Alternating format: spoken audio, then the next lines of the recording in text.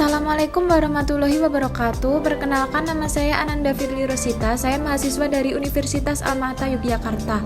Di sini saya akan menjelaskan mengenai patofisiologi obesitas. Pertama, kita akan membahas tentang definisi obesitas. Obesitas merupakan kelainan kompleks pengaturan nafsu makan dan metabolisme energi yang dikendalikan oleh faktor biologi spesifik, ditandai dengan penimbunan jaringan lemak tubuh secara berlebihan. Secara fisiologis, obesitas didefinisikan sebagai suatu keadaan dengan akumulasi lemak yang tidak normal atau berlebih di jaringan adiposa sehingga dapat mengganggu kesehatan. Patofisiologi obesitas. Obesitas terjadi akibat gangguan dari mekanisme homeostasis yang mengontrol keseimbangan energi dalam tubuh.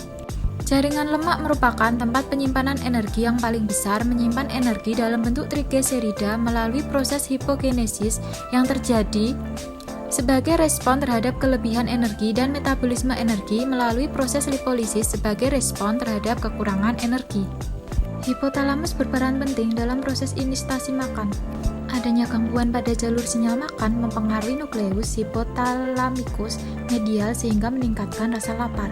Lipogenesis merupakan proses deposisi lemak dan kemudian sintesis trigliserida yang terjadi di hati pada daerah sitoplasma dan mitokondria dan jaringan adiposa. Lipolisis merupakan proses dekomposisi kimiawi dan pengelepasan lemak dari jaringan lemak. Apa penyebab obesitas? Obesitas menyebabkan gangguan metabolik yang dapat mempengaruhi tekanan darah, kolesterol, trigliserid, dan resistensi insulin. Meningkatnya risiko penyakit jantung koroner, diabetes tipe 2, dan stroke iskemik seiring dengan peningkatan IMT. Teman-teman apakah mengetahui apa itu IMT?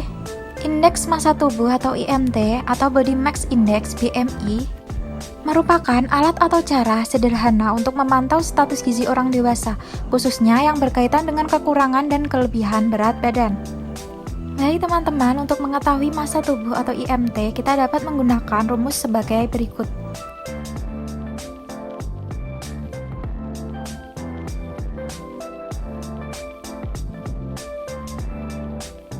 Selanjutnya, saya akan membahas tentang faktor resiko penyebab obesitas. 1. Faktor genetik. Remaja dengan orang tua gemuk akan mewariskan tingkat metabolisme yang rendah dan cenderung gemuk jika dibandingkan dengan remaja dari orang tua dengan badan normal. Hal ini diduga karena adanya heritabilitas dari rata massa lemak. Genetik berperan penting dalam patogenesis obesitas ataupun meningkatkan risiko. 2. Kuantitas dan kualitas makanan. Seiring dengan perkembangan zaman, konsumsi terhadap makanan bergeser ke makanan siap saji ataupun makanan cepat saji yang mengandung kualitas gizi buruk. Pola makan tanpa sarapan akan berakibat meningkatkan konsumsi makanan ringan dan fast food yang tidak sehat sebagai pengganti sarapan di rumah.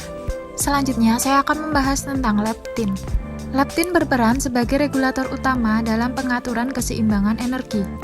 Leptin bekerja di reseptor neural pada susunan saraf pusat, yaitu hipotalamus, untuk menghambat asupan makanan dan meningkatkan penggunaan energi. Resistensi leptin pada obesitas. Resistensi leptin sering dikaitkan sebagai penyebab obesitas.